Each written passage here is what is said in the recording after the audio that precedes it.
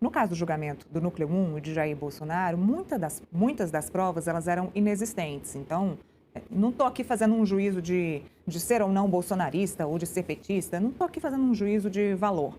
Mas fato é que é um julgamento ele é diferente, é um julgamento que ele vem tratado de forma politizada, muitas provas sequer existiram, certamente vai ser assim também agora no julgamento dos kits pretos, não deve mudar, inclusive do núcleo 5. Aliás, eu não sei nem como vai ser o julgamento do núcleo do Paulo Figueiredo, porque até a última vez que eu tinha falado com ele sequer tinha sido notificado sobre esse julgamento. Mas voltando aqui para o núcleo 3, faltas de prova, ausências de prova. Agora a gente já não está mais falando sobre isso, já está na fase de julgar mesmo, de torná-los réus, mas é um julgamento político também. Isso eu estou falando sobre mim, né? Minha opinião. Mas eu concordo contigo, Nila. Eu acho que, de fato, é um julgamento político, né? Você vê que tem vários pontos que qualquer advogado, qualquer estudante de direito olha para a decisão do STF sobre diversos assuntos e verifica que houve várias arbitrariedades, várias ilegalidades, sim, né? O caso do Jair Bolsonaro, por exemplo, né, o núcleo 1, na minha opinião, que puxou os outros núcleos, né, quando você pega para analisar, não tinha nenhuma razão para esse processo ser julgado pelo pleno do STF. E a única Nenhuma. justificativa, nenhuma razão, a única justificativa que o STF colocou é que assuntos criminais, né, já foi decidida pelo plenário que pode ser julgada pelas turmas individualmente. Poxa, mas vamos combinar. Um artigo que fala em tentativa de golpe de Estado, violação do Estado Democrático de Direito, é muito mais que uma questão penal. Pela sua importância, uma questão muito mais constitucional do que penal. Então, por isso, né, deveria ser julgado pelo pleno, né, do STF. Né? É importante que tenha tido a decisão de todos os ministros relacionada à condenação de um ex-presidente da República. Né? Então você vê que não foi assim, foi pela turma. Né? Ou seja, é uma arbitrariedade que eu vejo claramente. Né?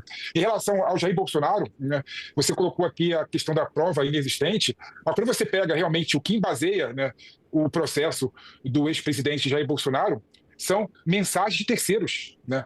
Não tem nenhuma mensagem dele mandando para o chefe de gabinete dele, para comandante do Exército, da Aeronáutica, da Marinha, nenhuma mensagem dele dizendo nenhum tipo de ilegalidade ou arbitrariedade. Né? Então, você vê, de fato, né, quando você olha para esse processo como um todo, com um certo distanciamento, né, não tem outra conclusão que não seja várias arbitrariedades e ilegalidades. Claro, em relação a várias outras pessoas, a vários outros processados, né, eu vejo que tem várias provas que mostram claramente o contrário. Né? Mas eu fico pensando, Neila, como que a gente vai olhar para esse processo daqui a 20 anos, 30 anos, né, se eu estiver aqui vivo, né, ainda, né, e olhar para esse processo, o que a gente vai achar desse processo? Né? O que a história vai falar desse processo?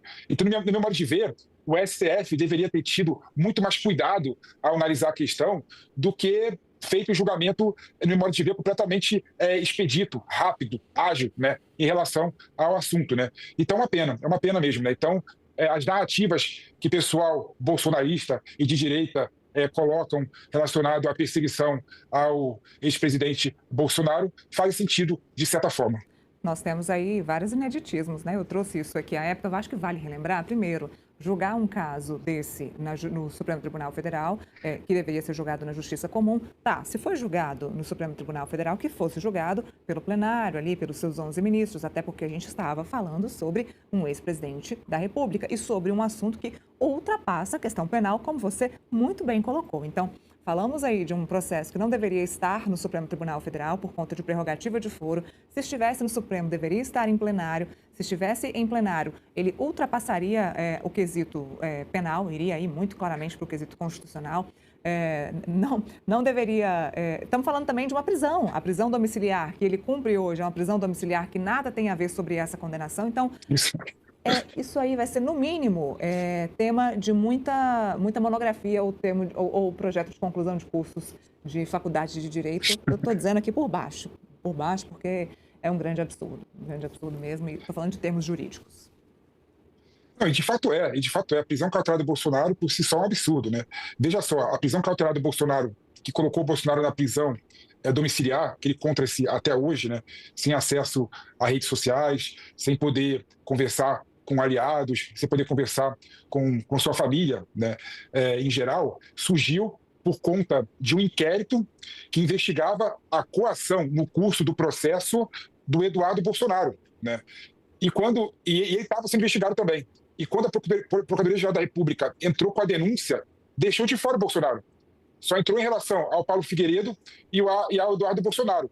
Então, o que você aprende no livro de direito? Poxa, se na investigação, né, não colocou o Bolsonaro como denunciado no processo, ele não virou réu no processo, a situação lógica e consequente é cair a questão da prisão domiciliar. Mas não, ele não foi denunciado, ele não virou réu, ele continua em prisão domiciliar por um inquérito que decidiu que ele não tentou, de certa forma, fazer coação no curso do processo. Ou seja, uma ilegalidade e uma arbitrariedade. E se você pegar vários assuntos, vários pontos, você vê ilegalidade e arbitrariedade. Aí tem um ponto, Neira, que eu acho importante destacar, é que a gente tem que entender, as pessoas têm que entender, que a gente vive no Estado Democrático de Direito, né? Não há como a gente apoiar que seja feita o processo e a condenação de uma pessoa sem atentar para a legislação e sem atentar para o Estado Democrático de Direito. Se você fizer isso, isso é barbárie. Isso pode voltar para você em algum outro momento, né? Claro que eu quero que os meus adversários políticos que cometeu crime, né, sejam julgados, sejam processados e sejam condenados, mas tem que ser feito de acordo com a legislação.